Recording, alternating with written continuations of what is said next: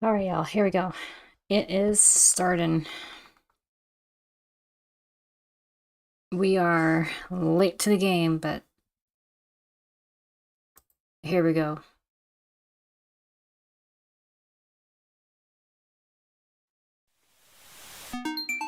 Oh, there we go.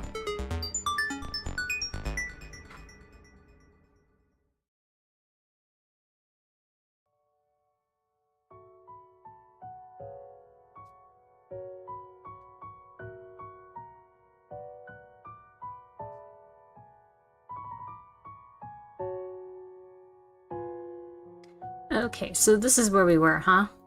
Bizarre and surreal. Alright.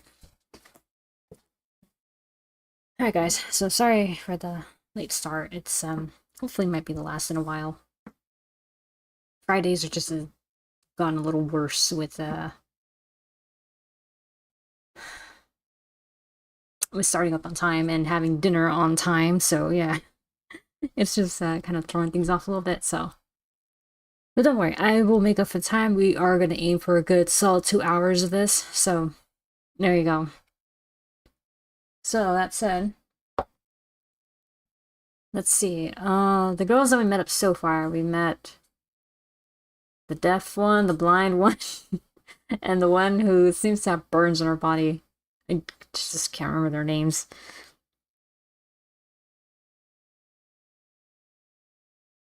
I think it was Hanako maybe for the burned one, and then shit, man, I just can't remember fucking names at all. Okay, let's just continue. It takes me some time to relax and get up so I can get started on homework. It's because the sheets are cool and comforting against my cheeks, and it feels good just lying there with my eyes closed. Yes, the deadly trap of the bed. This school is like some kind of bizarre and surreal island.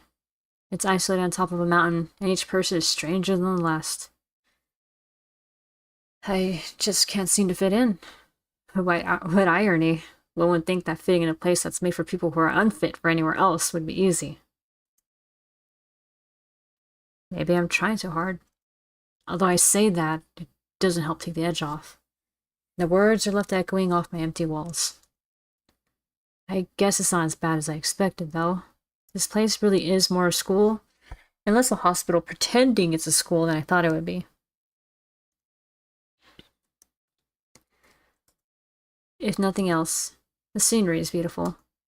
I open one eye, seeing the school books and bottles of pills arranged side by side on my desktop. Maybe this place is too much like a normal school after all. Oh shit. Transition now, look at that.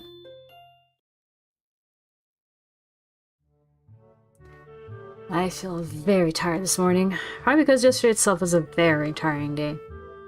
On top of that, I woke up far earlier than necessary. After saying hi to Shizune and Misha— oh, Shizune, that's her name, yeah, okay. I started doing the work as instructed from the board. It really looks like today is going to be heavy. I don't have a problem with that now, though. Shizune and Misha might jump on me trying to get an answer about whether or not I've decided to join the student council, even if it's just one day. I wouldn't put it past them to try, and I don't have an answer for them if they do. So, this situation is convenient for me. Hey, Kendi. Hello. Oh, Foodle Dupe. That's a new one. I want to call you Foodle. About 10 minutes into class, Hanako walks in and takes a seat, but no one looks at her. The teacher doesn't even comment on her lateness. He does, however, stop us to say that we're going to break into groups again.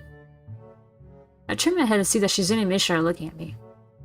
Shizune gives me a smile that's equal parts cute and menacing. As a smile that says, "We have you now. There's no escape." Ichan, it looks like we're together again. Yay! Oh god, they got closer. Misha leans sideways while Shizune pushes her desk closer to mine. There really is no escape now unless I were to jump through the window.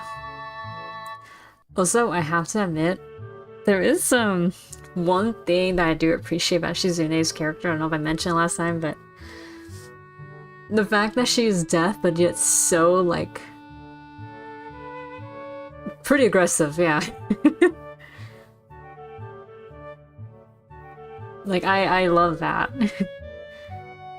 Like, it's just, like, this is who I am, a naturally aggressive person, and being deaf isn't gonna stop me. Then again, I mean, look at Toph. She was a very aggressive girl, and she's blind, so... Jumping out the window isn't the best option, sadly. You're on the 3rd floor, don't do it! Look at that. Adjusting the glasses. What's wrong, Hee-chan?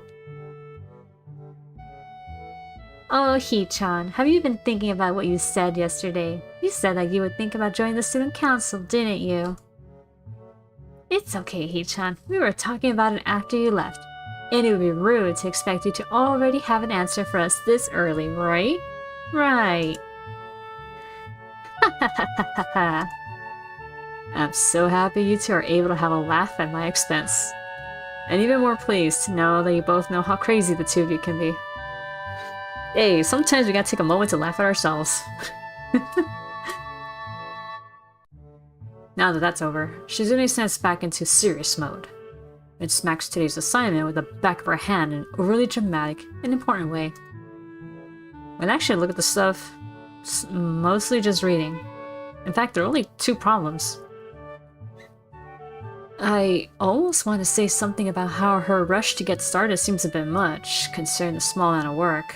In fact, Shizune probably knows how little there is and simply doesn't care. That or she just wants to get it over with. And then you can, like, scroll around the rest of the classroom time. Come on. Thank Mark. Yeah, it seems like the workload doesn't matter to her as much as the fact that there is work. The actual amount is unimportant. She approaches everything with the same level of ambition. Look at this boss girl. While I'm reading, I let my eyes wander around the room and catch... Oh, that's... Yeah, I was right. It was Hanako. Catch Hanako trying her hand at solving the problems. It looks like she's working alone. I can't remember seeing her working with other people before. Thinking back to how shy she is, it's understandable. Hey, that girl over there. Huh? Who, Hee-chan? Her, Hanako, over there. Does she always work alone? I think so, Hee-chan. Do you feel sorry for her because she's alone? I was just thinking that maybe she could work with us, or something. Huh. No, I don't think that would be a good idea, Hee-chan. Oh, why not? Shi-chan wouldn't get along with her. Why? Misha shuffles around the question, letting out a laugh that sounds very strange. Unless it's a nervous laugh, like, kind of thing. Nervous, but still has that lilting up and down quality present in everything she says. Just because, Hee-chan. By now, Shizune has noticed our conversation, and it makes me realize again how Misha has been signing everything she has been saying this whole time.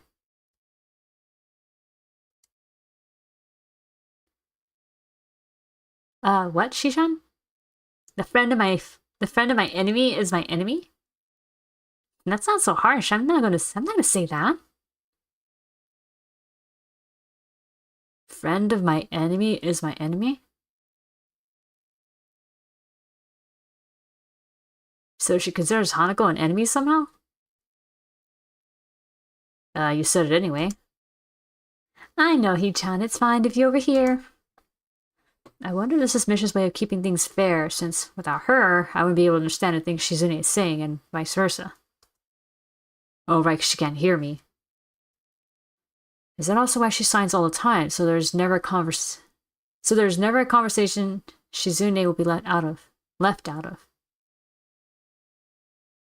I mean, from what I know, or at least what I've seen of the deaf people in media, even the people who do hear, they signed it anyway as they're talking, so that way the deaf person can still hear. Or, like, understand what's going on. So, like, yeah, regular people will be talking, but then they'll also be signing at the same time so that the one person could still be in the conversation. Then again, it was a movie I saw. It was, what was it called? The Family Stone. Not great movie, but it was alright. And I just remember that there was like in that family there was a one deaf son, or not that he was deaf, like he couldn't hear nothing at all, but his hearing was just so bad that you might as well just sign anyway. You had to like lean in literally like right up to his ear to like say something to him. But yeah, I remember like the whole family, like whenever he was around, like they would sign so that way he would take part in the conversation.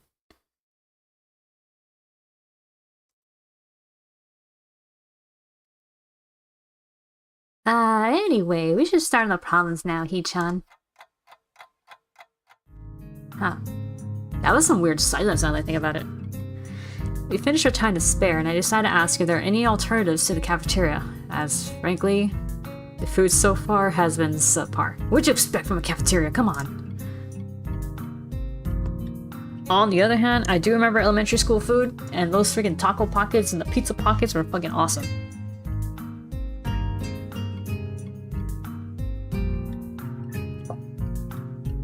Next to the actual, like, slices of pizza. You know, the little rectangle ones. This sends Shizune and Misha arguing among themselves about their favorite restaurants. All of them are downtown, so I don't think we have time to go all the way there. And what about the bill? Yeah, you guys are broke high school students. Are they arguing just for the fun of it? Maybe. They seem so distracted by it that they don't even notice the start of the actual lunch break. I look over my shoulder towards the back of the classroom. She seems to be studying her notes from the previous class. It's an odd sight. Everyone else in the class is busying themselves with the lunch break. Socializing, gossiping, rearranging desks, the ones with actual boxed lunches mixed in and chattering like everyone else. Only interrupted by short bouts of eating.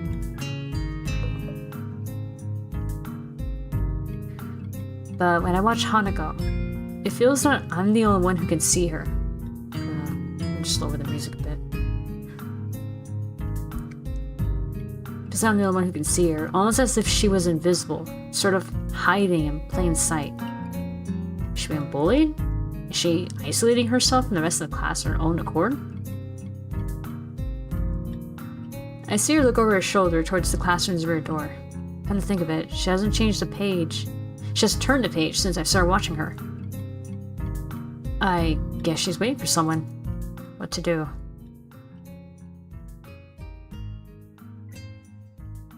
Oh, this feels important.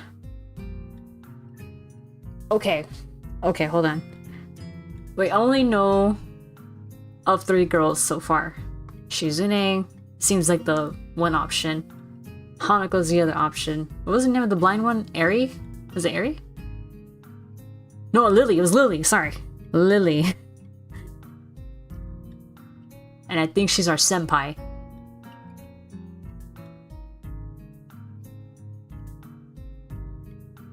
Now, the real question is, who do I want to pursue first?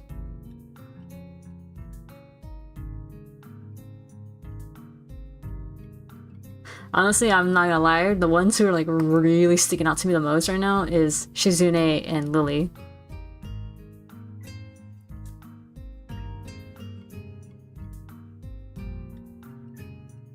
However, the one thing about Lily that kind of puts me off a little bit is just how serious she is. And I feel like that is not me.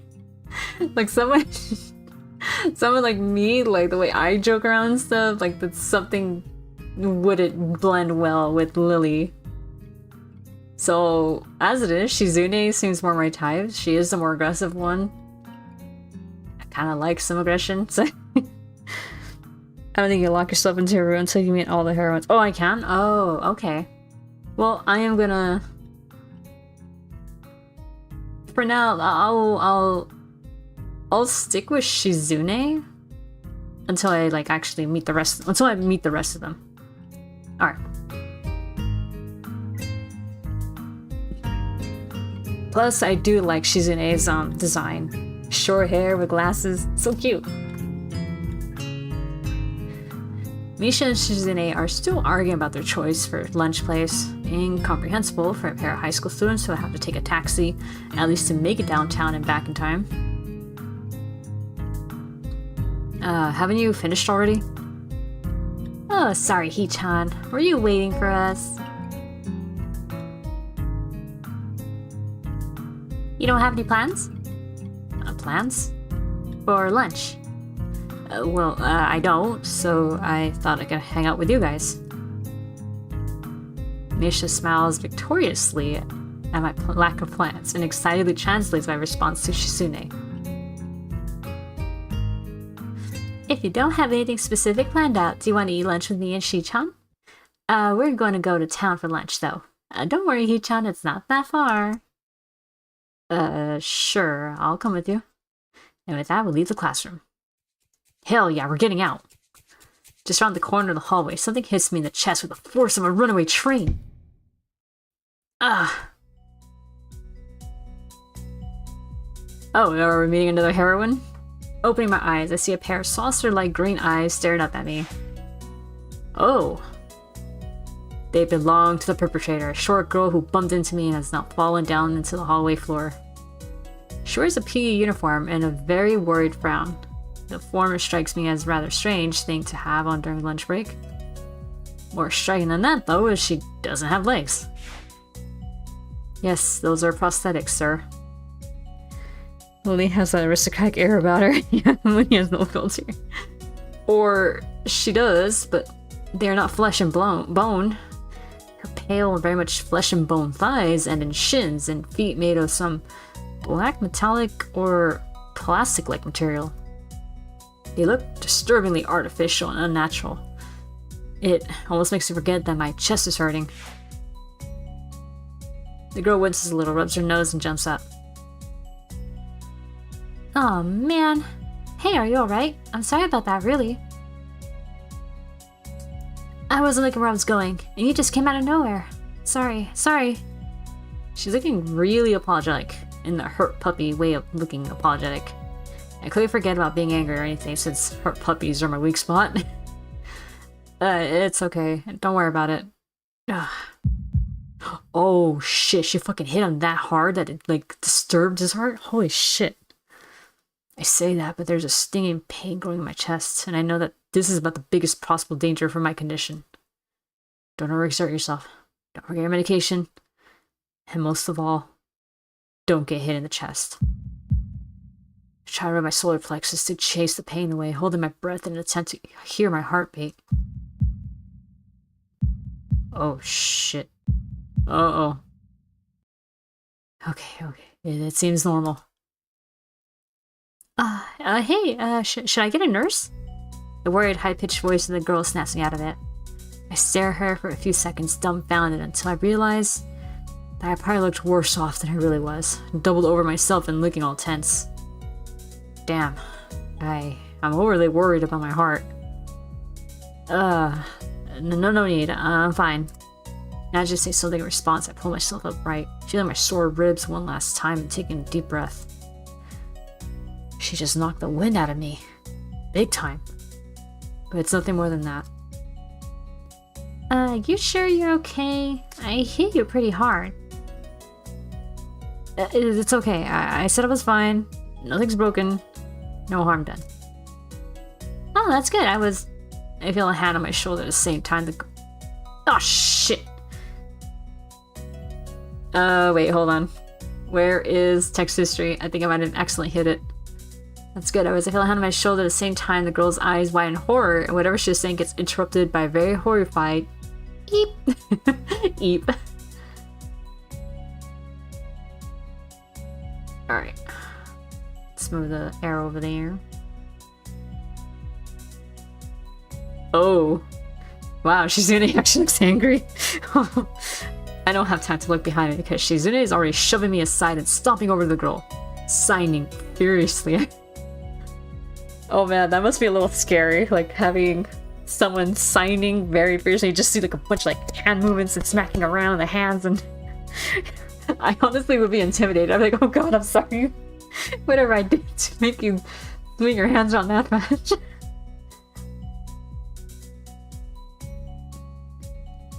Miss Ibarazaki, I saw that. Running in the halls is strictly forbidden.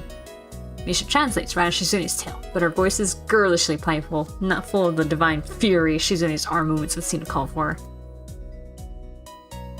Sorry, I was just going to get some stuff, and I was in kind of a hurry. You've been told this 1,000 times before. Your reckless behavior endangers other students. And even worse, it's explicitly against the school regulations. The girl blushes and starts to fidget nervously like a little child caught misbehaving. And it's so cute, I find myself smiling. I know that. I was just... Make sure that this will not happen again, although I'm sure telling you this is futile. It only causes me further headache when you choose to ignore the regulations. Got that, Emmy? Small girl sticks her tongue out in response. I gotta go. Teacher had my head. I promised to help with the printouts, but I went running instead. Sorry, but I gotta change and everything. Interesting, footsteps. I mean, obviously it makes sense, but yeah, I just didn't think they would put in that effort. Before Misha or Shizune or I can say anything, she's already bolted from where she was a second ago, almost halfway towards the stairwell. Shizune looks like she's about to go nuclear on the spot, so I smile at her in a vain attempt to calm her down.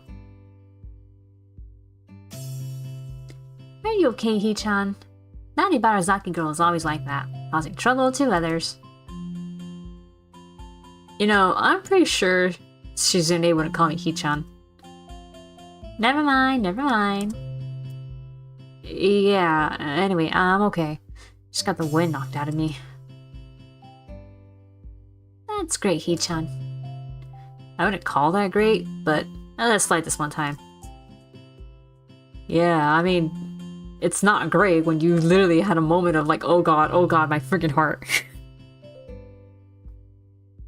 And not even like a, oh, what's happening, my kokoro kind of thing. No, it's more like, fuck, I think I'm gonna have a heart attack again. I might die in this hallway right now. Oh, jeez. So let's hurry, Hee-chan, to have lunch. We promise it'll be great. I'll take your word for it. What kind of place is it? A restaurant or something? It's a tea house, Hee-chan. A tea house. Huh, that sounds kind of fancy. Oh, why are you looking at your... Oh, whoops, sorry. I thought that was... Why are you looking at your wallet, Hee-chan? It's okay. If you don't have any money, we'll cover for you. That's really nice of you. Oh, thanks. Don't tell me it's a favor owed to you, though, later. It's okay, Hee-chan. After all, we're friends. Right, Hee-chan? It's only been 3 days. Are we really friends that quickly? Huh. But hearing that makes me happy. That's only for today, though. And only if you accept right now. Do you want to go, Hee-chan? I started wondering if this is some kind of trap. Is this Misha's suggestion or Shizune's? This is important. I'm still a little apprehensive with the possible motives of a girl whose favorite pastime is a game of world domination. Really? That makes you a little apprehensive? Sounds like a... Sounds great to me. Very ambitious, I appreciate that. No, I'm just being paranoid. Actually, they have grown on me already, and I do have to go to town sometime. So why not now? With them? I've never actually been to a tea house before. All my expectations are from what I've seen about them on TV. But those are period dramas, and these are modern times. It might just be a regular cafe, and they're just calling it a tea house. Either way, I'm curious about that too. So there's another reason for me to join them. When you gunning for the rich Ojo-sama. Sure. No, the one who gives off the rich Ojo-sama is Lily. Like Hendy pointed out, aristocratic air around her. Shizune is like I might one day be a dictator, kind of thing. Yeah. That's great, Hee-chan. That's great. That's great. Yay. Misha hops up and down briefly to show how happy she is, which causes a few heads to turn towards us. Shizune opts for a polite, tiny clap that lasts for all of 2 seconds, before she goes back to looking stoic as usual. Would it kill you to be a little happier, Shizune?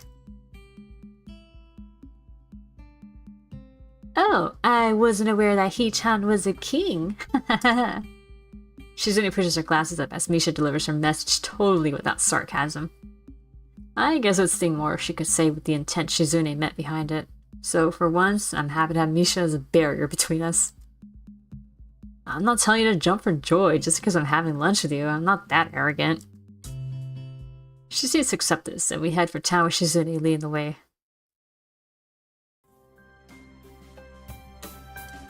Watching her walk in front of me, I notice that she walks very quickly, taking long, heavy, determined strides. That's a girl after my heart. She walks fast. I love it. Maybe if we're traveling through a snowstorm, it would make sense to walk like that. But it's a perfectly clear day. Anyway, it's making me feel exhausted watching her. We arrive at the tea house at what Misha says is record time, likely because of Shizune's blazing pace. Why do I feel like the music is especially loud all of a sudden? What the fuck?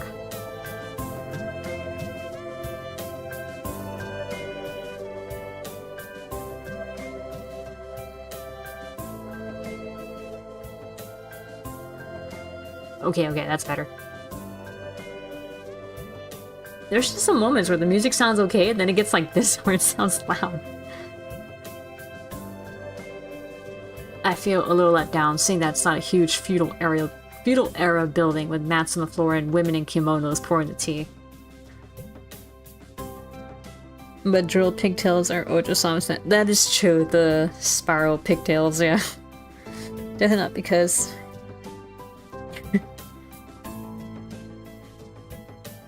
Definitely not behind because he's watching something.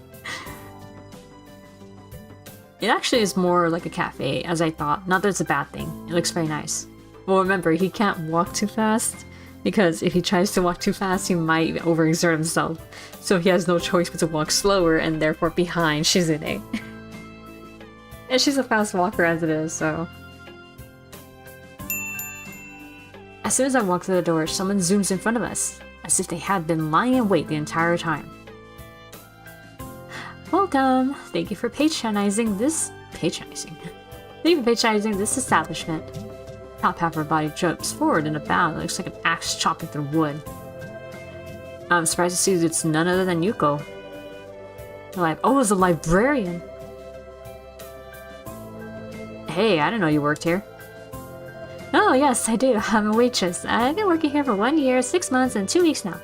Thank you for choosing to come here. Is there anything I can do for you? I don't know why. I imagine her way of speaking is like a slightly panicked tone of voice. Hi, Yu-chan. Hello. Misha, you both know her too? Of course, Hee-chan. Yu-chan works in the library after all. I don't go there often myself, but Shi-chan knows her. And we both come here a lot, so it's like we see her all the time. Yes, should I get you your usuals? And, if there is anything you would want, please feel free to tell me at any time. You don't have to be so formal, we all know each other. It's also pretty empty today, so she could afford to take it easy.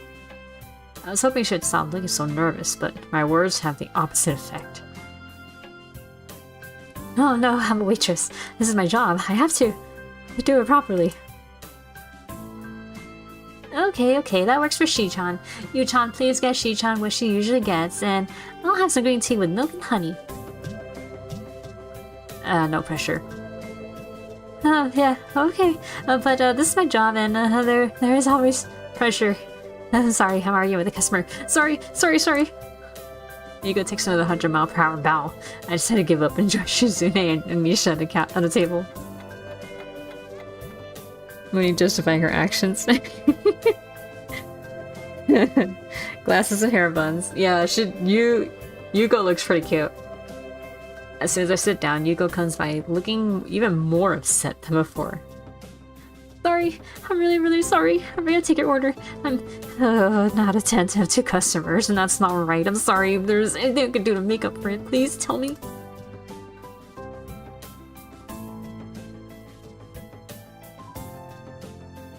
Wait. It's okay, Yu-chan. Yu-chan didn't order anything, so it's not your fault. Don't be upset. It's true. I guess I should order now, but I don't really know what this place serves. And there doesn't seem to be a menu. Yeah, she's right. Awesome coffee and a sandwich. Do you have one? Whichever sandwich you think is the best tasting one here, because Shizune is paying for my meal.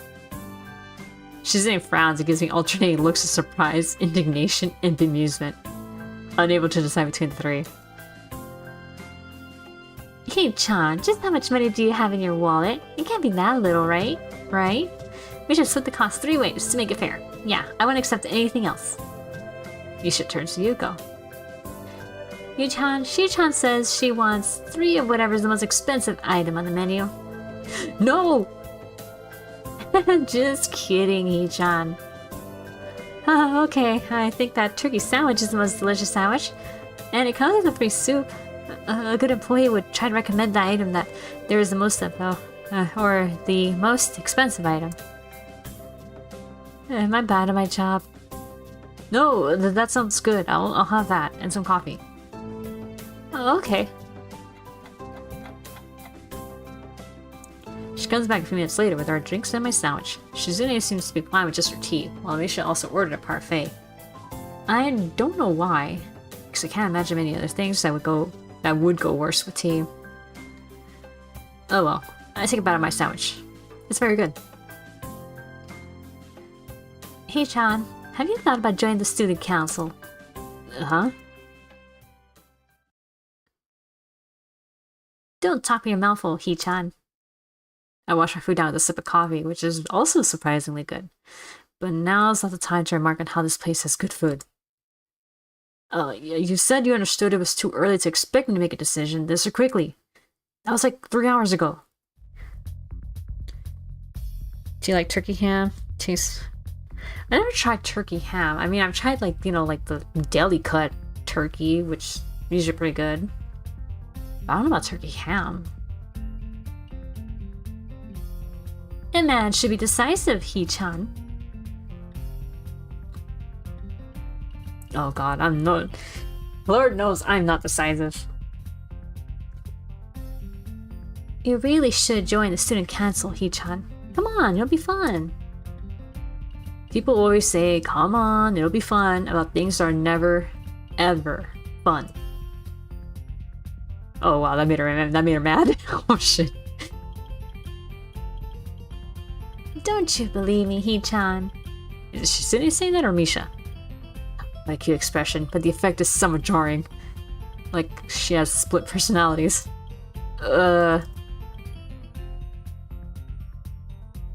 Hee-chan, that's depressing. We just want to spend time with you. Oh, now you're guilt tripping me. Fuck. That's right, Shi-chan. Yeah, that's a good point too.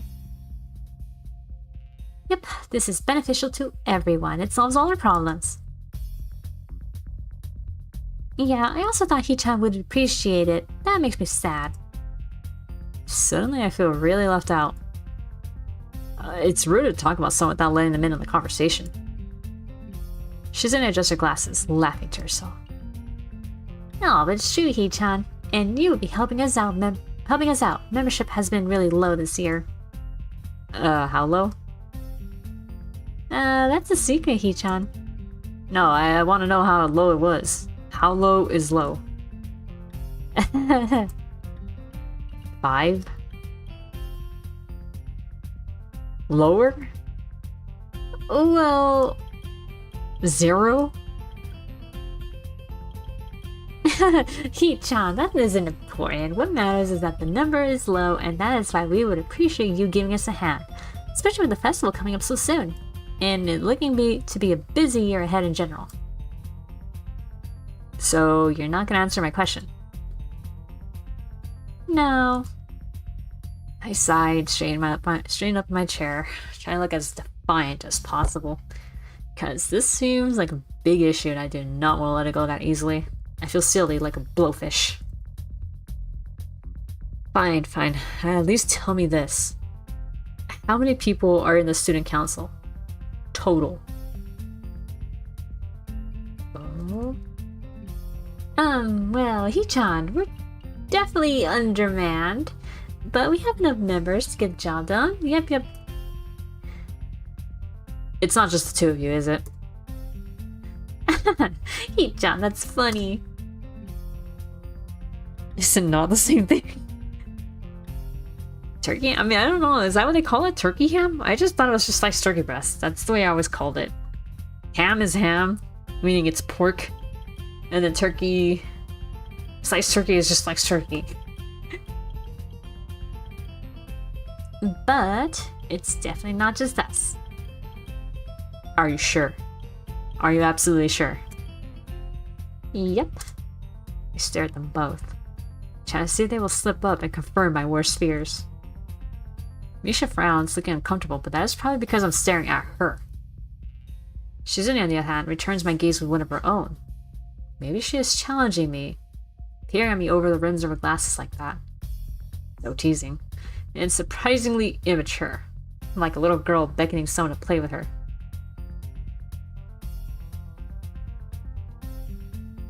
Hee-chan, your two cute student council representatives have been trying to make you feel welcome and are even treating you to lunch. You should show your gratitude by joining the council so you can at least help them out. Yeah, it'd be great if you could just file some papers for us and... Oh, the festival's coming up and we have to build some stalls for the games and food. Just a few, so if you were there, it'd be a lot easier for us. Please, Hee-chan. Oh, what an interesting, good cop, bad cop routine. I'll give it a shot, why not? Just a shot. Okay, I'll give it a trial run. It doesn't mean I'm joining or anything definite, just that I'll help out a little, and then I'll see. And this makes us even for lunch. I'm not doing this because I want to. I finish off the last of my sandwich, and this makes Misha notice for the first time in a while that she has a parfait. She starts digging in, much to Shizune's chagrin, because I can tell from the way she plays with her fingers that she had a lot to say. Every time I look at Shizune, she looks back with such focus and intensity. This time is no exception. Her face is expressionless. Maybe she is thinking. Eventually, it gives way to a smile. She signed something, and obviously I can't understand it at all. She has to know that. Then, she does it again. A childish playfulness showing through in the speed and energy of her gestures. Misha, what did she say? Huh? Misha looks up from her parfait, torn between wanting to help out and going back to eating. What does this mean? I try my best to make the same movements with my hands as Shizune did. I come to realize quickly that it isn't very easy. Imagine doing this all day as your only means of communication. Huh. Sorry, Hee-chan, I can't tell you. Well, why not? Is it an insult? No, Hee-chan, I can't tell you because it means something nice. Something nice, huh? Well, they've gone back to their tea and food, so I guess this conversation's over for now. I don't really understand, but this makes me wish that I could. Maybe I could even try learning sign language. This school might have courses for it. Would I really do that? I think about it as I finish with the rest of my coffee. I wonder if I'd even be motivated to think about it. I'm enjoying myself so much I don't even notice that we were supposed to be back in class 10 minutes ago. Even if I were to start heading back to school right now, it would take at least 30 minutes? Maybe? I can't risk running fast in my condition, so it would take at least that long to get there. Well, 10 minutes late already as I am, it wouldn't matter even if I could teleport. Sometimes when you're already late, it doesn't matter how late you are. It's just like, well, what's even the point? Just take your time getting there. Because if you rush trying to get there, you're just gonna end up hurting yourself, probably. It's something I've learned from sometimes being late to work.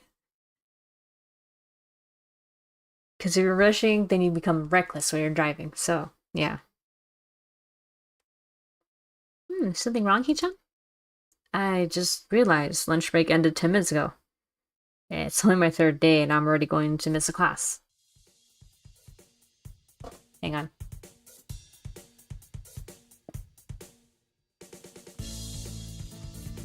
I'm gonna need to get more water after this. Yep, you are already late. Hey, that's not funny, so are you. And are you two in the student council? You're setting a bad example. Hee-chan is so moral. But Hee-chan is right. He is late for class, and it looks like you're cutting too, Hee-chan, because you're not making an effort to go. As your student council representatives, we're gonna have to do something about this, and make sure you're punished for it. But you two dragged me out here. This is all your fault. Take responsibility. Hee-chan, we were just taking a prospective student council member out to try and recruit him. It's business. Business. But you're not a member of the council, so there's no excuse. Yes, there is. That prospective student council member is clearly me. Yes. Are you going to join the student council, Hee-chan? She suddenly raises her teacup haughtily and wags her outstretched pinky finger up and down. When in doubt, pinky out. Hee-chan, if only you were a member of the student council, but you could still join now, Hee-chan. If you join now, you won't be in any trouble at all.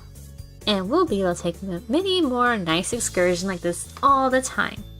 It'll be fun. I started to think that maybe this was all an elaborate setup leading up to this moment. Maybe she's gonna lure me out here, banking on the possibility that I lose track of time and be forced into this situation. Damn it, she's playing 4D chess on me. Diabolical. Well, considering what I know of her, I should have been more on my guard. But to admit that I got myself into this, even slightly, would be unforgivable. I try to read Shizumi's intentions in her eyes, but she just returns my stare blankly. Innocently. She takes a sip of tea like she is mocking me. I would say no to spite them.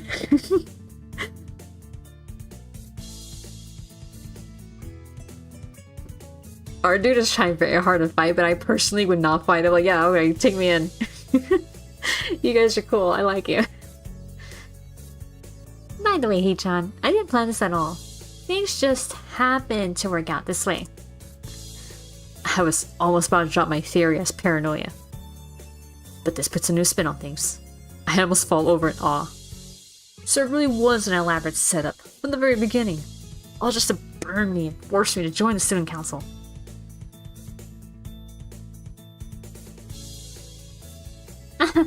You look so nervous, Hee-chan. Did you really think we were tricking you this whole time? Yeah, you're not? Hee-chan, you really thought? Misha frowns, looking heartbroken. Shizune quickly frowns as well, following her lead. How synchronized. Two of a perfect pair. They must be twins. Shi-chan says she's flattered, Hee-chan, but doing that kind of thing would be a grossly inappropriate abuse of power, and imposing on your free will. And it would be blackmail too. Shi-chan would never do anything like that. Never. Think about asking Misha, are you sure? Versus the urge to. Anyway, Hee-chan, what Shi-chan said is true. So, since you're with us and we're doing student council work, it's okay if we miss a class or two. Not that this is a good excuse to do so. Or one that should be used more than 3 times a month. Or something that can or should be abused. So, well, we must definitely return to class. Eventually. Shizune waves Yuka over and points to her empty teacup, indicating that she wants another one. Oh shit, what did I do that for? Fuck. Trigger finger... Wait, where is it? Text me. Let's see. Indicating that she wants another one as Misha scrambles to finish her parfait so she can order something else. Maybe I should as well. I'm still hungry and the portions here are a little on the small side. Most importantly, Shizune is paying for everything. With that in mind, I ask you go for another sandwich. You're taking advantage of this woman and her offer. You know what? No, it's actually fine. If I give an offer, then I kinda, yeah. I don't blame someone going big if I offer.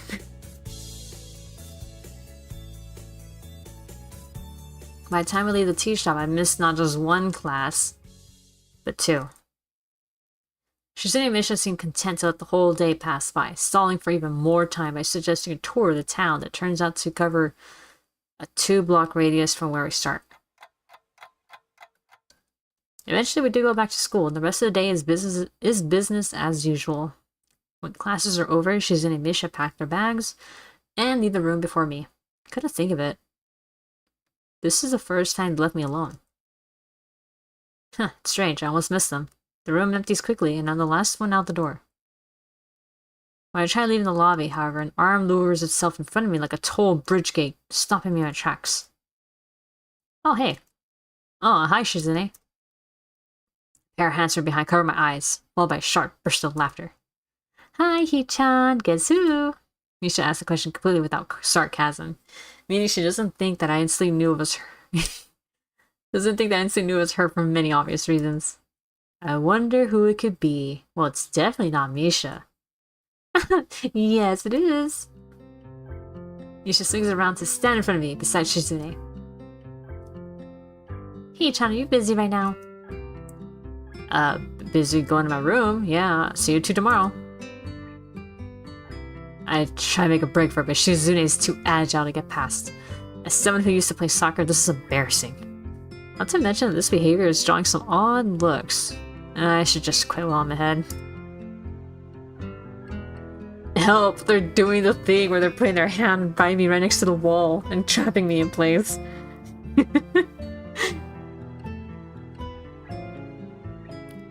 I like that meme where it has like someone in the corner of a wall or like of a room, and the person's like using that corner to like put their arms and their legs to trap them in with their body. I always thought that was great. Super aggressive. I would never write that person again. Social etiquette unless they're an ass.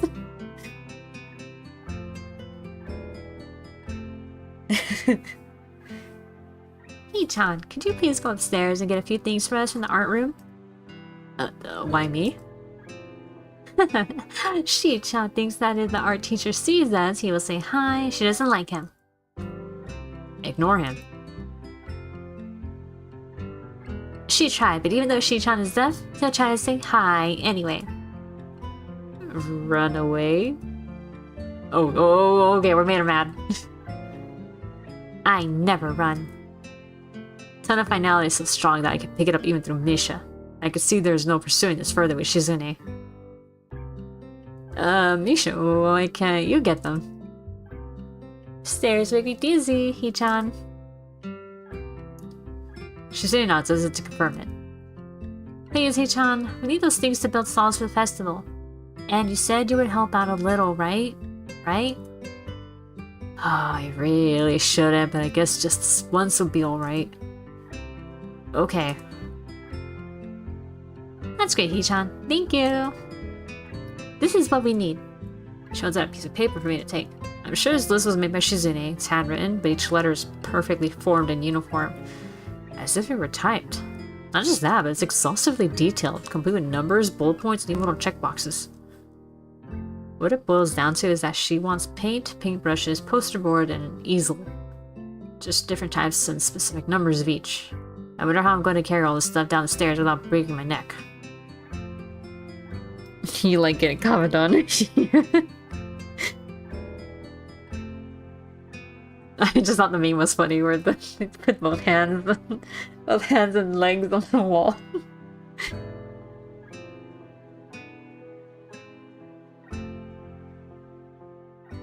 The classroom's closet to ours. Well, the classroom's closest, to ours are designated belonging to classes 3-1 and 3-2 on the right side and 3-4 on the left side, each door looking exactly the same. Further down the corridor, still with identical doors, are rooms that I don't think were used for classes. I guess the art room is not a classroom as such. I carefully push open the furthest door and peek in. It's a classroom, but it seems rather badly kept, or not in use. Am I in the right place? Desks and chairs all around the room, a thin layer of dust settled on them. There's some easels in the corner, so at least this looks like the right place.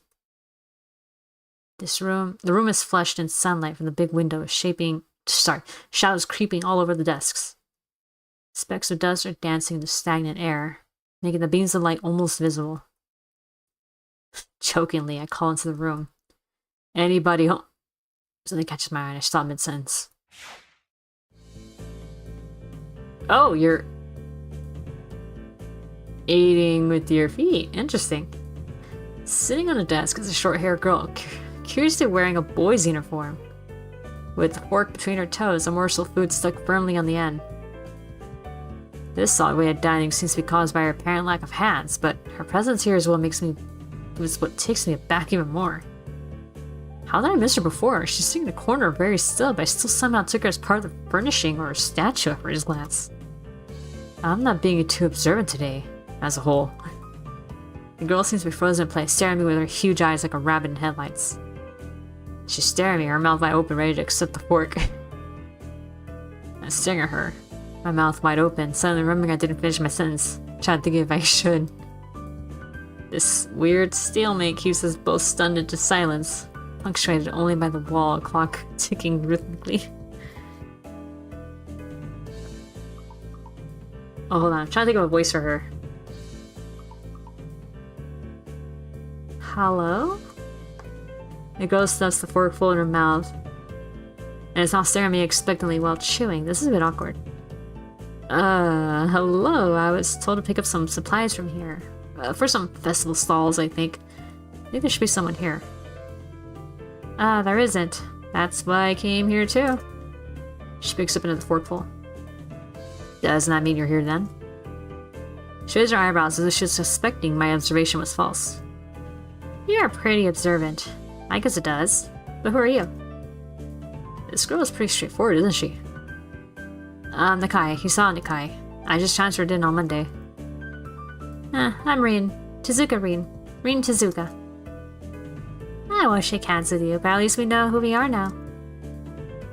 That's very nice.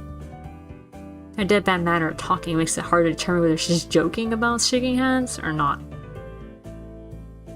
It kind of bothers me. Joking about these matters doesn't feel appropriate at all.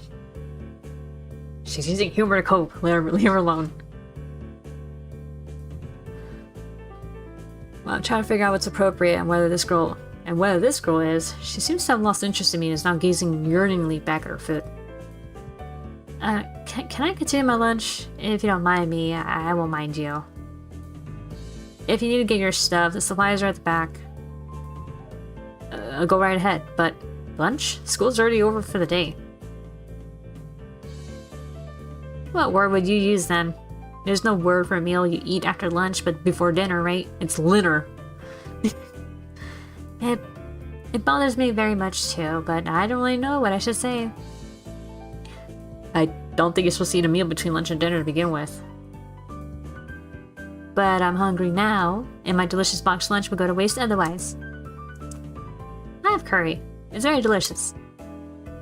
With much decisiveness, Rin once again picks up the fork between her toes, and with at least as much impoliteness, she points it straight at me.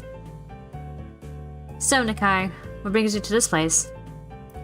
Like I said, I was told to look for these things. No, the school. From outside, you look fine. Is your problem inside? I come to a full stop, opening my mouth but not getting a word out. That's right, has no one ever asked him what his problem was? Rin might be the most interesting of the cast. Yeah, not even the people we actually talk with, like with Lily and not even with Shizune, like Yeah, no one has outright asked, like, okay, you're here, but what is exactly wrong with you? I, I can guess. I'm good at guessing. Better than most people. Rin cuts me off before I can answer a question. Or skirt around it somehow. I don't know which I would have done. I froze in front of the issue again. I haven't even told anyone here about my condition. Or maybe it's only because it hasn't really come up. I do get the feeling that not making issues of this is a part of the social code here, as the teacher said. I wonder if the people here could relate. Probably not any better than any normal person could. I can't relate to Shizune's circumstances, or Lily's either.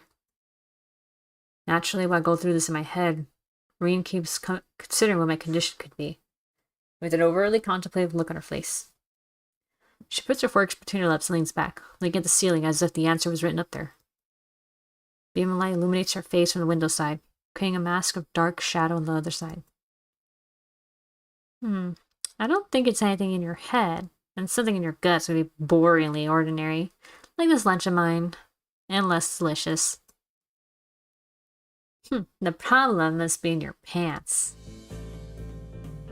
This messed up Sherlock Holmes kind of statement, the sheer lack of tact that it was delivered with, catches me completely off guard. I think I might have reeled back even physically as Reen's eyes widened in revelation and astonishment. Oh, so I was right. There's something wrong with your tackle, isn't there? Still partially in shock, but recognizing the need to reply something, I spit out the first thing I could think of. No, nothing like that. I have a problem. I have a heart problem. Arrhythmia. I said it. I blurted it out, but I said it. Girl in front of me purses her lips together and glowers at me, looking very disappointed.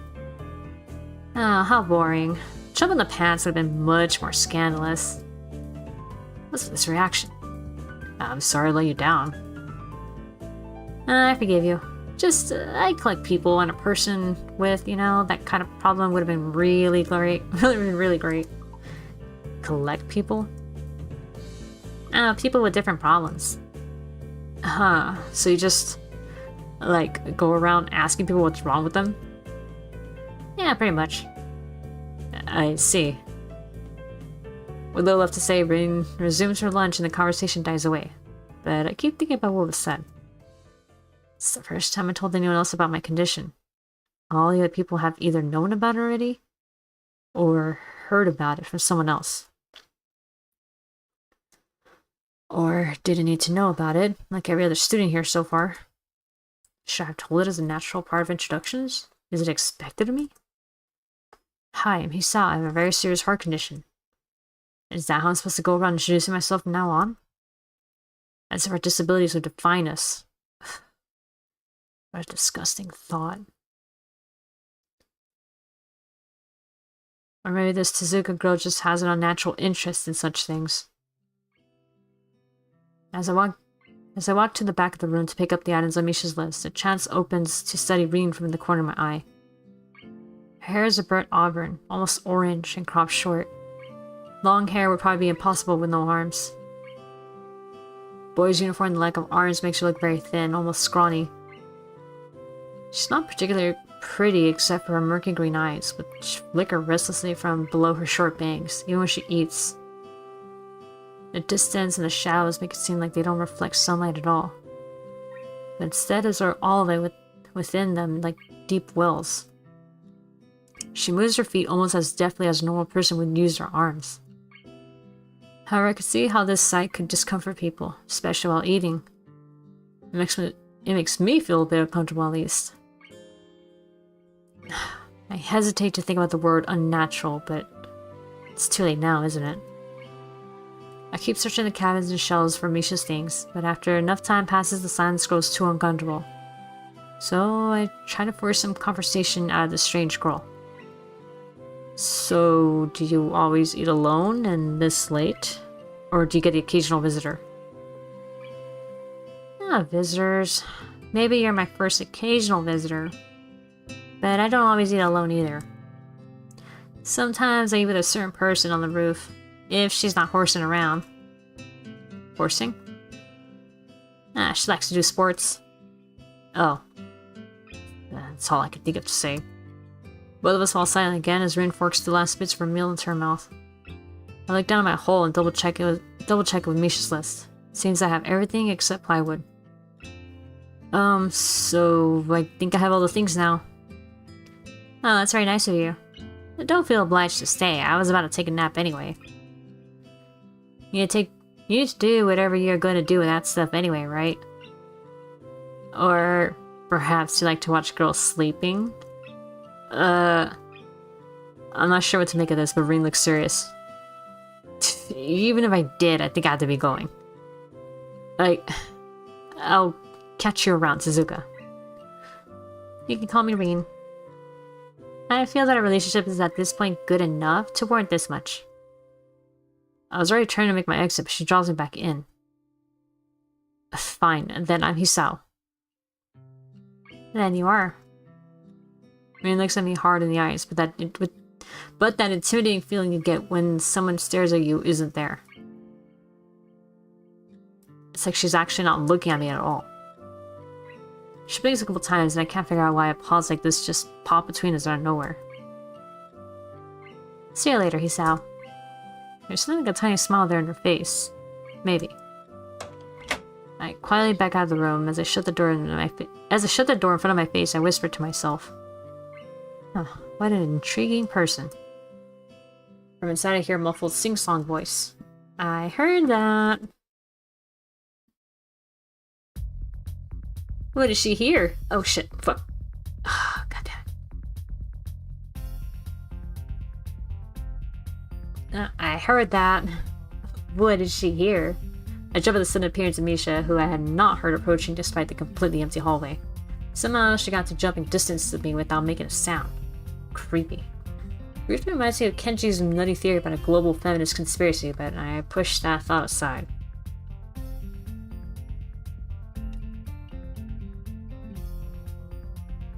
Shizune is standing slightly behind Misha and looks aloof as she couldn't have heard the remark that drew Misha's attention, but Misha is visibly excited. No, wait, more importantly, who is in there? There's no club meetings today.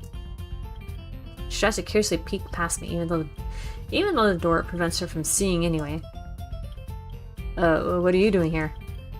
It took so long, we had to come check what's wrong. That's not good, Hee-chan. She wags her finger at me scoldingly. I found plywood, but everything else is still missing because you are tardy. Oh, sorry. I got the things here. Was just going to bring them. I think you're up to some mischief, Hee-chan. Who was in there with you, I wonder? Misha signs something quickly to Shizune, pointing her own ear a couple times. Shizune immediately pushes her way past me and opens the door to the classroom I just left. Damn. I can only imagine the shock she's experiencing.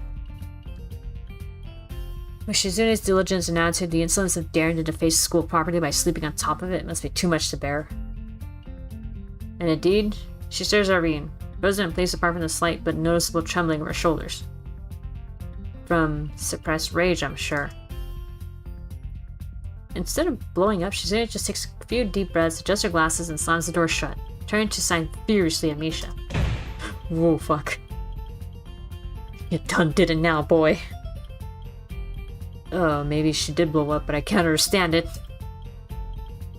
She shoots a very loaded stare at me too, as if it was somehow my fault that Rin is sleeping on one of the tables. I hope she's not getting any funny ideas about the reason of my tardiness. Hello? Rin's voice comes from the other side of the door, and it takes a few eye blinks to realize she might have trouble opening it.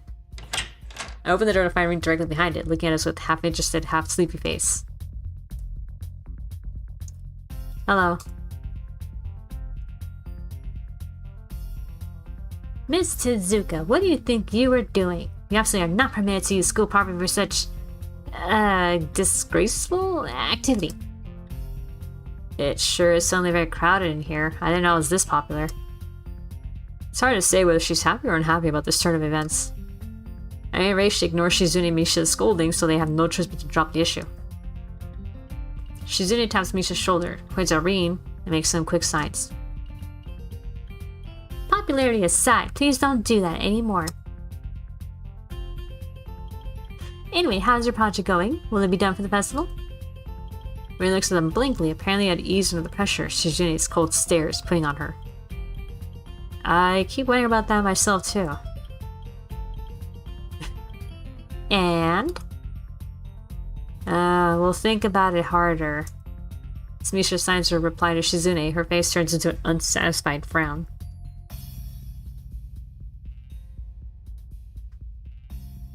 Miss Tezuka, please try to take this seriously. It'll be a disaster if the wall looks like someone threw up their lunch onto it. Rin nods assertively. We'll think more seriously. Misha actually giggles at that, but Shizune doesn't. Not even after the translation. She just shakes her head, takes the materials from me, and takes off with Misha in tow. Rin frowns thoughtfully as she looks after the retreating student council duo. How rude. It's true though, I must finish my project before the weekend. There'll be dire consequences if I don't. The end of the world as we know it. Like weekends usually are, but more dire. Much more dire. Maybe I'll postpone my nap. To unforeseen future. I'm about to ask what project she has, but what are these apocalyptic consequences, but she walks back into the art classroom. Since you have nothing to do, would you give me a hand? Yes, I got 2 of them. This paint can doesn't fit into my bag, but I need it. She kicks slightly at a huge can of paint lying on the floor next to the table she was sitting and sleeping on. It lets out a dull clang. Being the gentleman I am, I naturally pick it up. Heavy. Yeah, sure. Where do you need to take it? Away. And with that, she takes off to the hallway, me and the paint can following since there's little choice for either of us. Always quiet and empty now with Shizune and Misha gone, so we two leave towards the stairwell at the other end. Every 10 or 15 or 20 steps I had to change the can from one hand to another because the thin handle cuts to my palm. At least it keeps my arms from tiring too fast. Rin strolls on beside me with an uneven pace that I have trouble matching. Or maybe I'm walking weird because of the extra weight. It seems one of us is constantly walking too slow or too fast, and I can't figure out which. 2 flights of stairs. Trouble appears in the form of the head nurse and his fox-like grin. Oh, that weird guy. Ah, Mr. Nakai, what a happy coincidence. Tezuka too, of course. He nods curiously to Rin, who does not acknowledge him back, then turns to me because obviously it's me who he had some business with. There is something I forgot to mention on Monday. I nod, waiting passively because I can't even begin to guess what I forgot. The feeling of the handle delving deeper into my skin doesn't make me feel enthusiastic about this interruption either. It's about your medications. Since you haven't been that long on your current medications, there might be some unexpected side effects, which might require adjusting dosages, or even changing to another kind of medication. So we'll do a few tests regularly, but what I want is for you to keep an eye on everything in your condition that feels off, if you get what I mean. Nausea, headache, anything. And come see me if something happens. Alright. So, how are you? Everything fine? I gave up and dropped the can to the floor before answering him. Apparently this takes longer than my biceps can handle. I'm about to say something generic as an answer, but then I realized how often I've done that lately. Other people have asked me that too, teachers and students here, my parents, visitors, nurses, doctors at the hospital. Everyone seems to be concerned about that. It's natural for a hospital, but not so much for a school. Except this school. It's a small school, and both the student base and the faculty seems to be very tightly knit. At least that's the feeling I'm getting.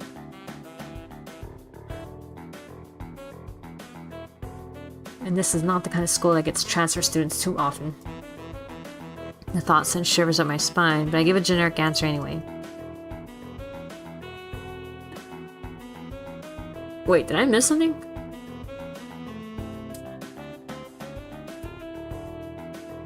Oh, he just... okay.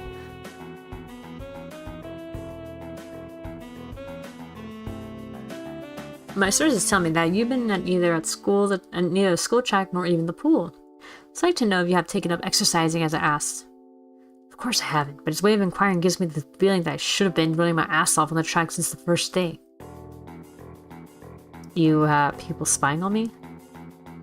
Not as such. I just happen to know a few people, but that's not the issue here, so don't try to slip out of it.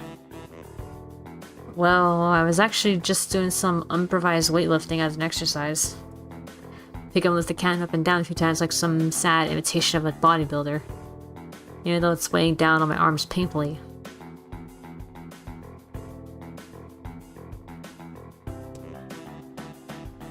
Oh, excuse me. Big yawn. Ooh. Stupid grin disappears from his face for a second, then comes back like it was never gone.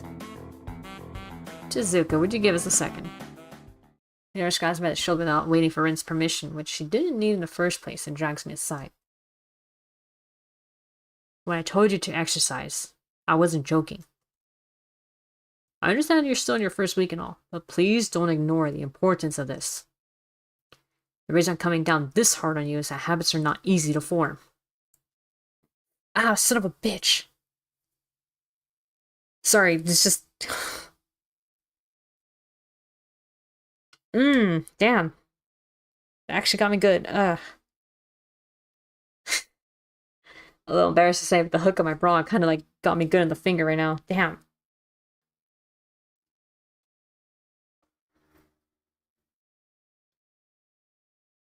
Okay, hold on.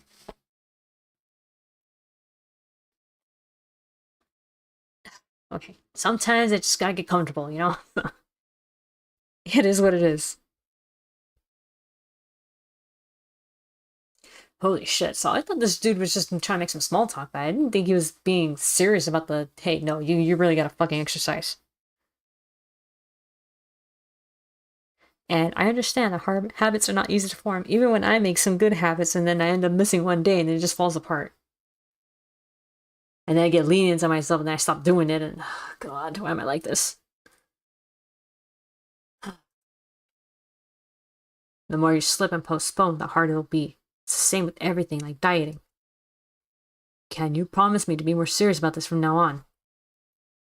Yeah. I mean, the fact you grab me and pull me aside is pretty serious, yes. Yeah, I promise. Definitely. Definitely. He stutters me for a moment, then shrugs, smiling again. Okay. That's more like it. If we go to the school track tomorrow morning, we'll meet my spy, who probably has no qualms offering a consultation to you if you want to jog a bit. Consultation? See you around. He leaves with a wave of his hand and no answer, and I walk to Rin, who has been waiting, idly leaning against the hallway wall and staring at the pale lighting fixtures in the ceiling. Even when I approach, she doesn't move her eyes off them. Are you getting medications for your heart thingy? Were you listening? Comes out more accusatory than I intended. Accidentally lashing out on her. But even so, I don't really want to start talking about it. I just met her. I don't know her. It's not her business. The nurse seems to be happily ignorant about the confidentiality, too, talking about that kind of thing in public. But it's not Rain's fault, is it? I look up at her, suddenly feeling a bit guilty, but Rain is just staring past my shoulder, quizzically. Her head tilted like a bird's. Sigh. I don't know why this is so hard for me. Feels like there's some inexplicable lock that prevents me from being more upfront about this. Yeah, they're for my heart. Will they make it better? No, not really. They just make me a little less worse. Rin keeps looking at me for a while longer, and she neither says anything further, nor displays any kind of emotion I could discern. I'm thankful that she doesn't. I think I'm still not quite used to all this. The hospital is easy, but I still haven't sorted my feelings about how to live a normal life with this disability. We leave the main building, and Ring leads us onwards towards the dorm. We stop at a small patch of greenery in front of the dorm building. The dorm is built on a slightly elevated ground, with a wall and a few trees that everyone has to circle round every time they come and go. It's probably the only inconvenient design in the school. The entire wall, made of the same kind of bricks as the building itself, has been covered with some sort of painting. Most of it is still mere sketches, quick lines drawn with black and white against the gray plastering that covers almost the entire length of the wall. but some places look a bit more finished. They're human faces and legs and hands. I can't quite say what the painting as a whole might portray. It's actually what seems to be paint cans arranged in piles on the ground, beside the wall. See? The left side's hardly off the ground yet. It's because I couldn't get in the mood yesterday, so I gave up and went to meditate instead. Then it was suddenly boring. I have to work on it. The guys from art class are helping with the negative spaces and base surfaces whenever, which is a problem. It's easier to paint big areas as if there are a lot of people with hands.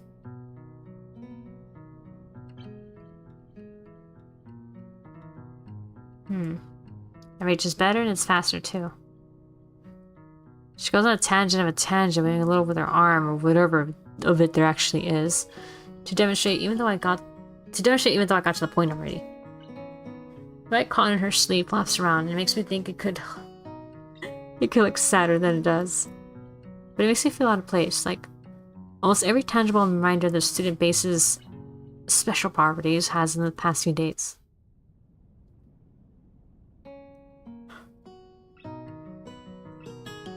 This girl doesn't notice my dreary feelings, of course, or the fact that she lost me a while ago already, and just keeps on blabbering. So that's why I'm trying to figure out if there's something I need to figure out, and then figure that out before it's too late and all hope is lost. Why would the hope be lost? Oh shit. Oh, stupid fingers.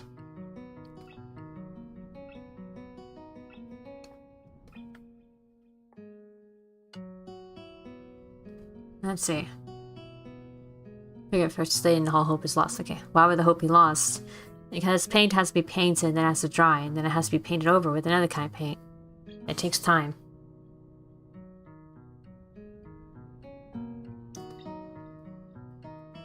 She finally stops, apparently thinking she made some kind of a statement that makes sense. I think it's best to start from the top. So this is your project? You did this? Yes, yes. All of it? Yes. Nice, but some of my words suddenly feeling like I've walked straight into the right into the minefield of political incorrectness. It's okay, you can say it. I won't get mad. I blushed really hard. I don't really know what would be the best thing to say, if any. It's like that I'm way more sensitive than Reen is, so this is really awkward. Don't you want to ask? How do you paint without hands? See, I'm an easy person to talk to, right? With my feet. I almost guessed that already, but isn't that hard to do?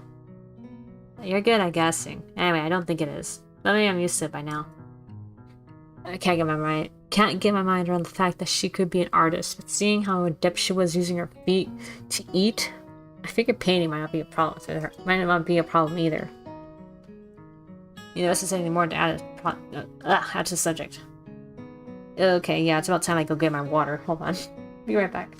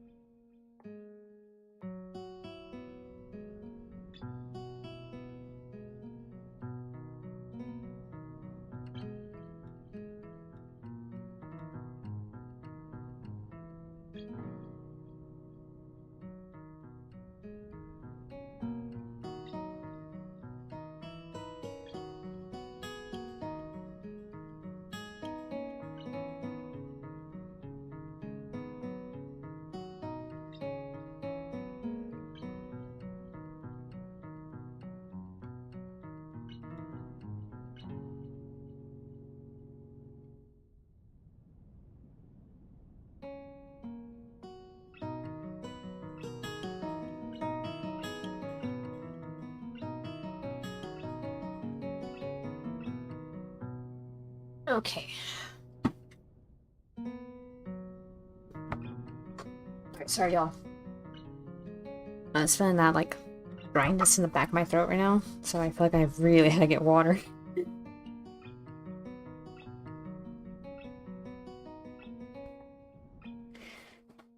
Okay, getting comfortable. Here we go. Neither of us has anything more to add to the subject. The afternoon light works pretty well. I was afraid it would look too flat, but it's not like that after all. I think it's actually pretty interesting. I wanted to see what it looks like in dim light. Do you think it's flat? Well, paintings tend to be flat. Not like that flat. You know, flat. Like some people are. No substance, no meat, where they should be sometimes. I know a few girls who... okay. Wait. Did it, like, all skip on its own? I know I didn't press anything on that one. I know a few girls who... okay, I get it. But I couldn't really tell. I'm not that good with art. I can't name many artists or artistic terms. So I don't have anything to say.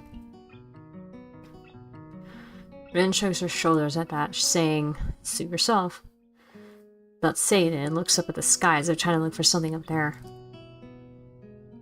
I didn't think I'd get any actual work done, but if you give me a hand with the paints, I could do a little before it's too dark. I wanted to get a halogen lamp, like the ones they have at the sports track, but there aren't any. Rin sure is quick to recruit my help, as was Shizune. It really makes me feel that the festival is such a big project that every pair of hands is needed. Oh, why not? I'm not really sure if I can be of any help, though. It's just mixing some paints. You can do that. Probably. Do you have motor control problems like, you know, those people who have some? Cerebral palsy, maybe? Not that I know of. I get it. Hard thinking has nothing to do with that. She gives me a sly look for no reason. No, it doesn't. Let's do it then.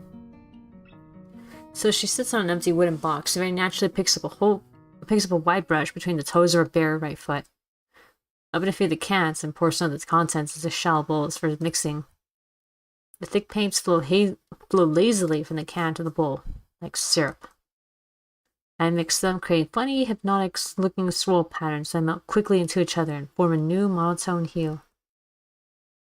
Rin sets to work, every now and then asking me for a hand with something or the other. Finding different brushes is easy enough, but mixing the paints to be the exact tone this girl is apparently seeing in her head is frustrating ordeal. She wants precision down to the last millimeter before she's satisfied, but her instructions are obscure at best. Add half a splash of green. Katja picked up the can of bright green. The other green, this green. Gotta pour some of the other green paint into the mixing bowl. No, that's almost a whole splash. More white. Is green a good color to add? No idea, you're the artist here. Hints of a smile appears in the corners of her mouth. Do you lack an opinion? No, it's just I have no idea. It's okay, because I just got an idea. Add more white.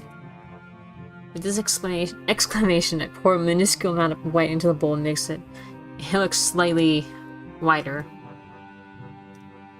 That's not good. It has to be like your color when you wake up and you know that you saw the meaning of life in your dream but can't remember it. Maybe it's yellow. Despite the impossibility of mixing color like that, like the change of seasons or any other nonsense would be imposed on or any other season that's being imposed on me, I find myself enjoying it more than I thought I would.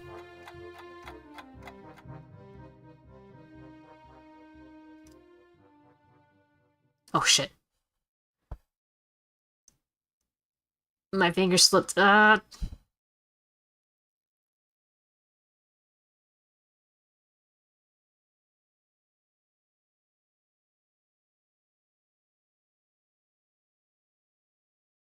Alright, maybe it's yellow. Okay. Despite the impossibility of mixing a color like the change of seasons. Okay, I remember that. Okay. Seeing a painting being born on the plastered wall feels like magic. I spend the moments I have between mixing paints crouching down on the painting and just looking at it work.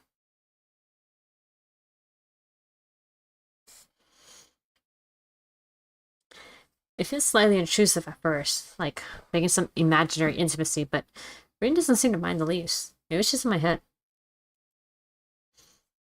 Her entire presence emits this completely different air as she patiently works the details, adding layers of paint on top of the other layers of paint, steadily moving her foot across the wall to add new shapes. When matched to produce a passable mixture of paint, the rare smile on her face is oddly rewarding. Apart from the few words when discussing paint mixes, neither of us says a word for the longest time. And even those short discussions soon evolved into a shorthand, both of us developing and using weird impromptu code words for various pants and cues. As if there was some need to conserve words and breath and sound.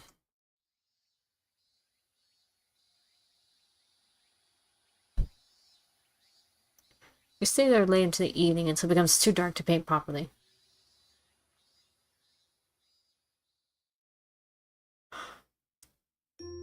Oh, okay, I was going to say, what the hell is happening?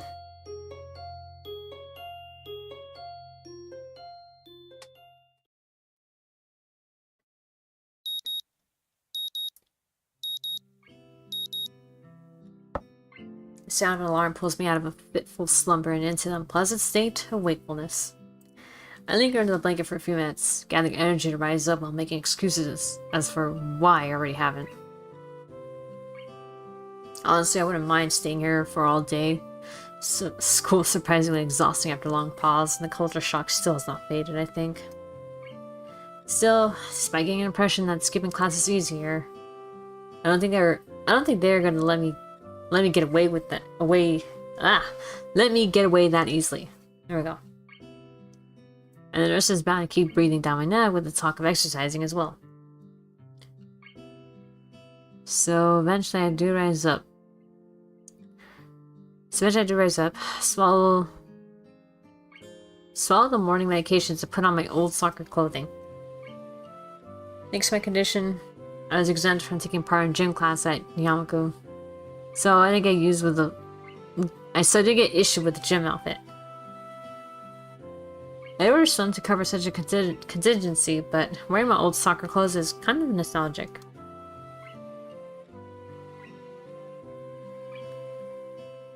I can't use them for that anymore, so they can get a new life this way. A bit like me.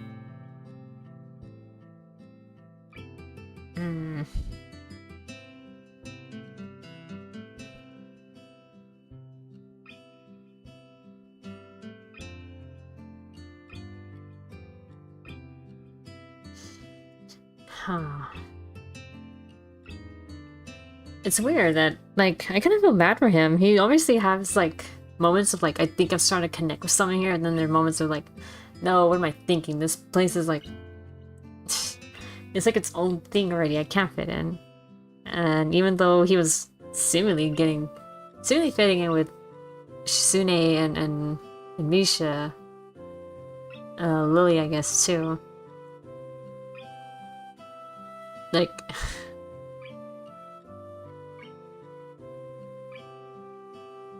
wait, actually those are the only ones I mainly talk to the most. There was a little bit with Hanako and Lily, but it tends to be mostly Misha and, that guy, yeah.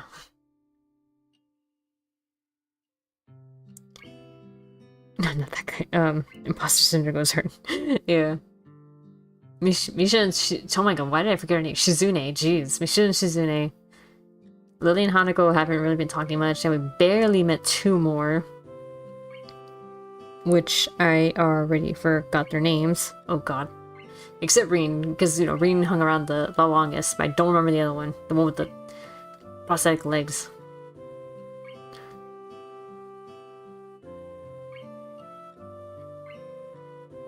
okay. I can't use them for that anymore, so maybe they can get a new life this way. A bit like me. After all, I'm gonna start taking care of myself. Can't afford to slack around. I'll start from the basics. Yeah, and the nurse literally told you, you gotta do some fucking exercise. Okay, maybe you can't run, just, I don't know, power walk.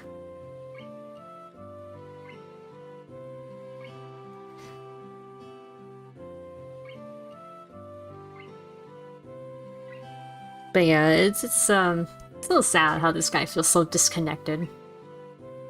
But then again, if you lived your life mostly, or as far as you knew, you were able-bodied, and then finding out, hey, you actually have a disability, or now you have a disability. It's, I can imagine it'd be hard to make connections and talk with other people when you yourself are still coming to terms with it. He says it's like, oh yeah, I've already handled that in the hospital, but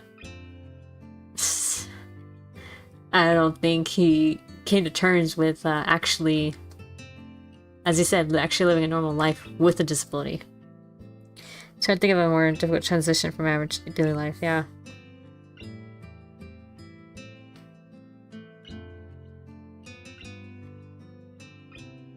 Although I have to admit, this in itself is like pretty well done, honestly. The fact that even the MC has some personality to him,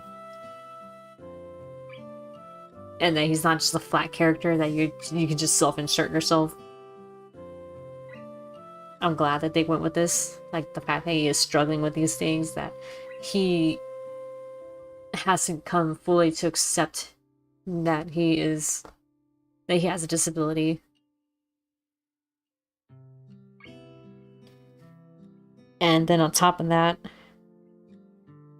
fighting that thought of like, no, I am not gonna have this disability define me.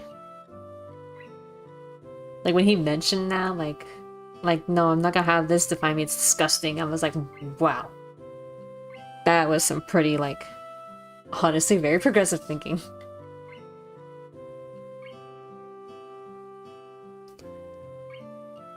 Okay, so anyway, continuing on. Basics, which include keeping the rest of my body in shape along with what little I can do to strengthen my heart. Maybe then I can go back to something approaching a normal life.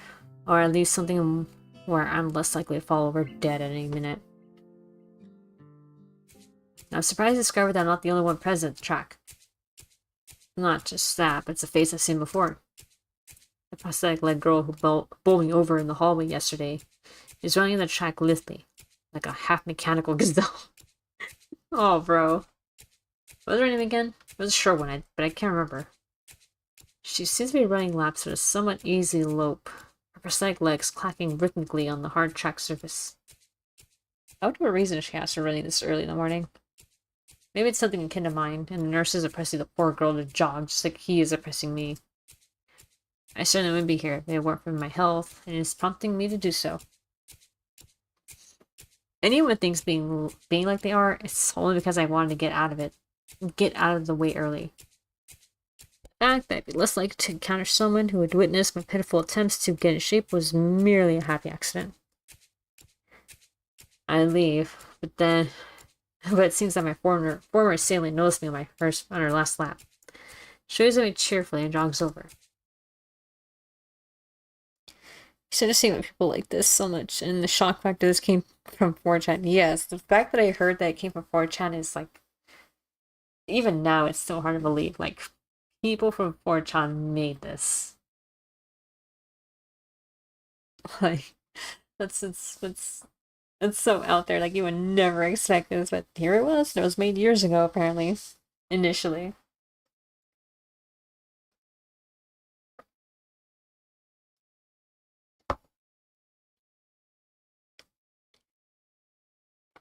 But, I mean, honestly, like, considering for the time that it came out, yeah, like, 4chan was pretty ahead on that. All the things I'd ever say, I never thought I'd ever say that, but yeah, there it is. Good morning. Your name is Hisao, right? She grins, seemingly pleased that she's remembered my name. You may not remember me. Emi, I knocked you over in the hall yesterday. Miss Ibarazaki? She imitates Misha, imitating Shizune, failing to get the same kind of subdued lilt to her high-pitched voice. How could I forget such a, blunt introduction? Emi has the decency to look vaguely apologetic for a moment for giggling. Yeah, sorry about that. Again. Well, so long as you don't make it a habit of it, I suppose it'll be fine. Oh, great. I'm not sure she realized I was joking. So, the spy consultant the nurse was talking about, is that actually you? That's right. Oh. I was expecting someone from the nursing staff, to be honest. What are you saying? What, are you saying I don't... Sorry, woof. What, are you saying I don't look like I could be a spy? No, this is more like a relief. I was afraid he would have someone to watch me... Sorry, to watch my every move. Unless you're here to do exactly that. No, I'm here for my own reasons. The nurse just asked me if I had seen a messy-haired transfer student who looks like he's kind of lost around the track. So, are you down here? Amy strikes a dramatic pose. Training. For what? For track. Oh, I see. You're on the track team then? Amy nods enthusiastically. Yep, I'm one of the better runners too. Nice. And modest about it. Hey, you should join up. It's good exercise, you know. I think that much activity is probably one of the is probably out of the question for me.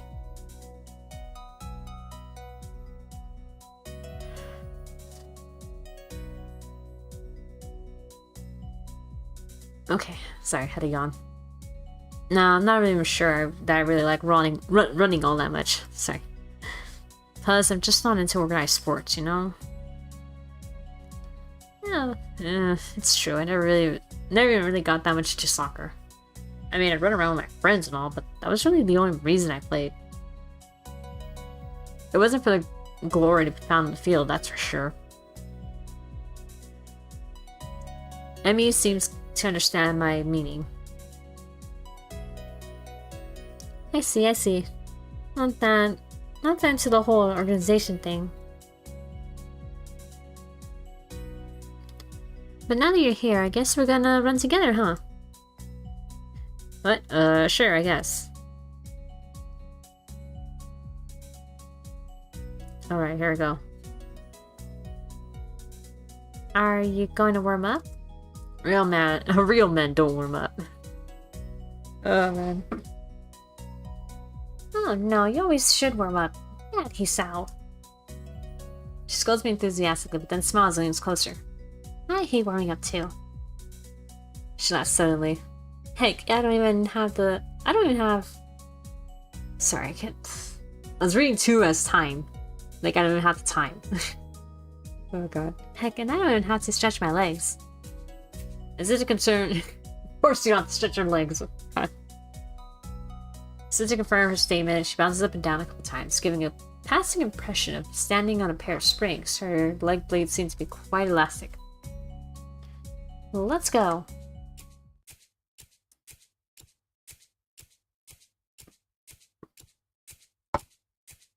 Oh god, I'm drinking the shit out of that water. So we both take off around the track, and I can immediately see that she wasn't lying about being good at running. Emmy moves fluidly, throwing herself into this run with a sort of wild abandon.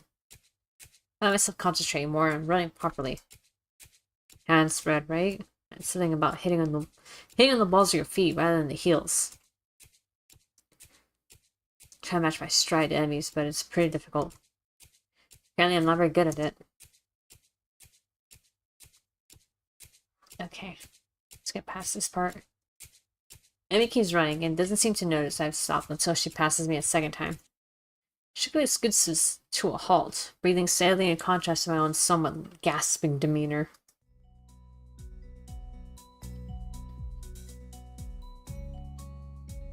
Oh, sorry, burp. Finished already? I had my hand ruefully. Yeah. I'm not in very good shape right now. Amy nods and then grins at me again. She seems to do a lot of smiling. Sorry, I keep thinking she's talking. She seems to do a lot of smiling. Well, the important thing is you started, right? Next time, just have to try out longer. Try to hold out longer, and then longer and longer, and eventually you'll be great. I'll keep that in mind. But I think right now I'm going to go get ready for class. Shouldn't you? Amy shrugs unconcernedly. No, I've got plenty of time. I noticed that she's not wearing a watch. Are you sure? A careless shrug. Not really, but I've got to finish my routine. See you later, he's now. Yeah, see ya.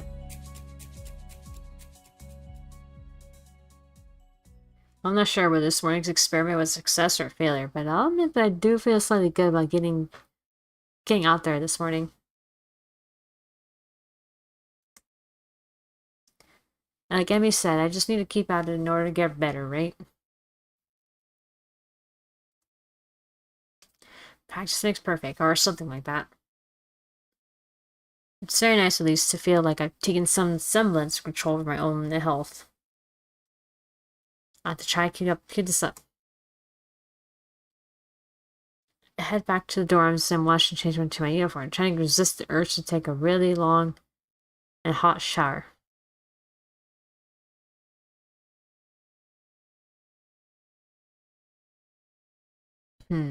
Sorry, I was trying to look at the painting. She definitely had more to it than what she put last time.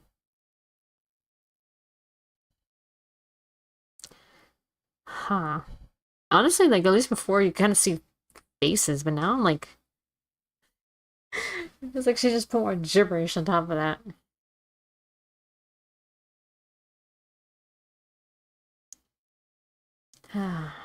Oh well, maybe I'll have a better look at it at some point, but I don't know. This looks very different from what she would do, right?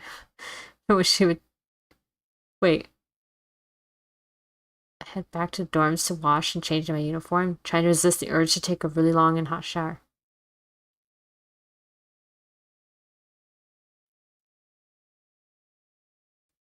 Oh wait, she's not done with this. Oh, okay, so...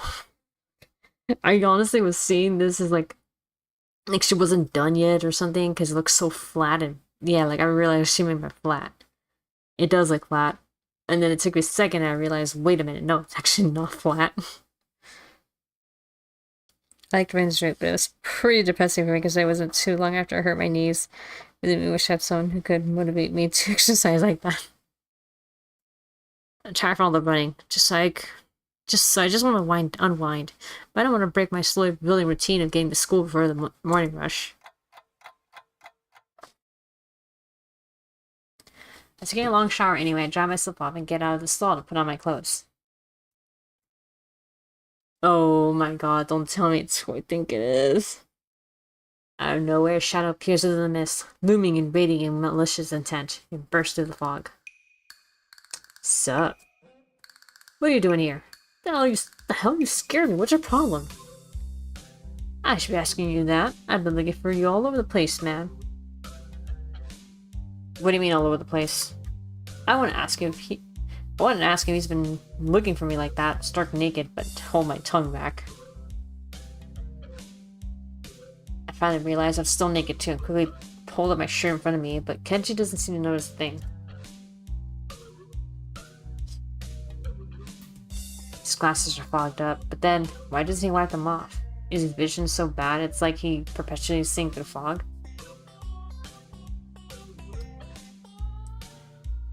You know, your room, and yeah, that's it. Yeah, I mean, I still had to get it up. I still had to get up, though. Whatever, it's not important. Can I borrow some money?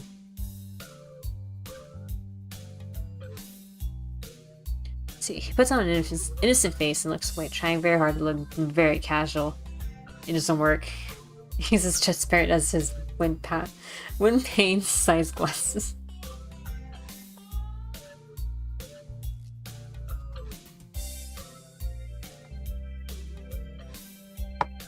Ugh, gonna water. Talking to you like this Wearing nothing feels awkward. Actually, somehow it's even more awkward to be naked in front of someone when they can't see me being naked. Just saying nothing of the fact that he's naked as well. Try to brush the feeling off, a little success. Money? No, money. Money? Sure.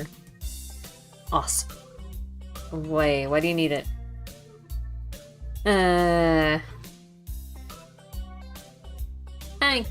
Can't you just give it to me because I had the goodwill to not run through your pockets and while you're in the high court? I could have, but I exercise restraint. And in the end, isn't it the thought that counts? Come on, be a pal. This makes no sense. If it's the thought that counts, I should withhold my payment since his thoughts were so clearly pure. His intentions are probably even more nasty. Sorry, even more sinister, since he can't tell me what they are. Say as much to him.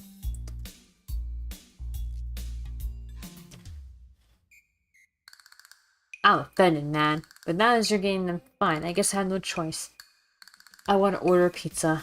And I already have... Yeah, I already have most of the cost of pizza. I need your help for the rest. Oh god.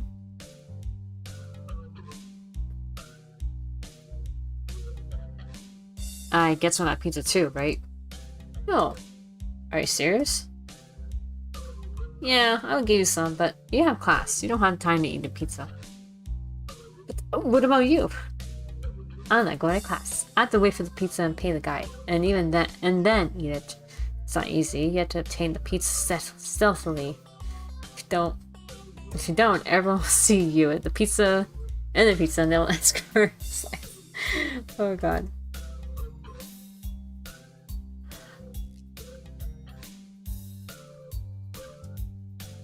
Oh, sorry. Another yawn came in. Although I think I'm about to call it here because... Shit, man. My energy levels are depleting now. Yeah, I'm having a hard time keeping up. Although it's kind of great to see that they left it off with my boy here.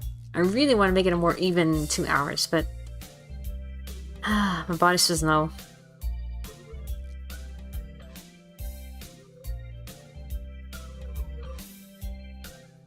Are you sure you want to overwrite your save?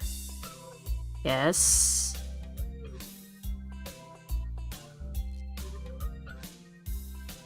Oh, wait. Yeah, I could have done that, huh? Fuck.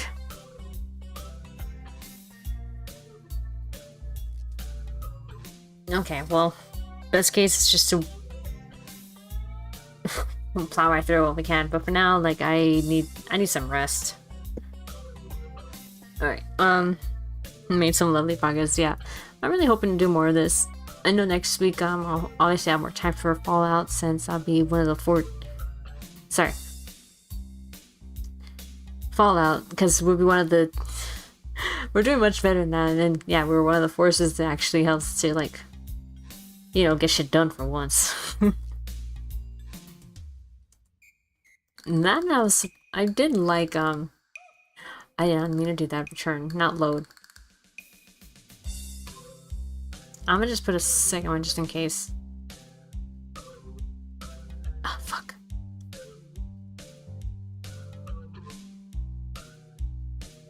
Okay, so...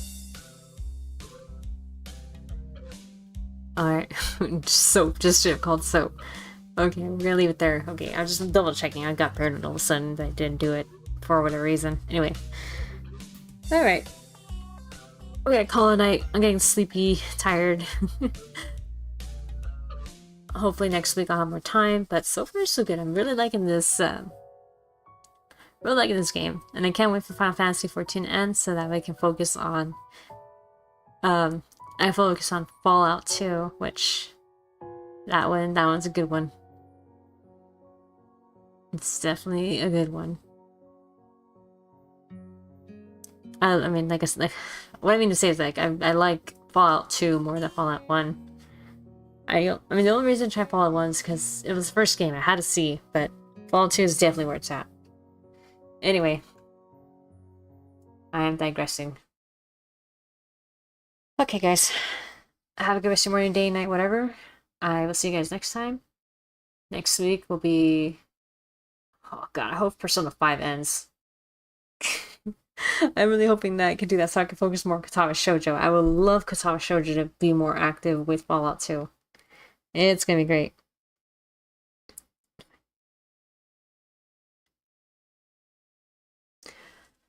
Alright, so until then, take care, guys. I will see you guys on Monday night. Yeah. New. Hopefully, we'll have something new for the week, but for now, it's just gonna be almost the same as before. But anyway, yeah, I'll have a good night, guys. I'll see you then. Bye bye.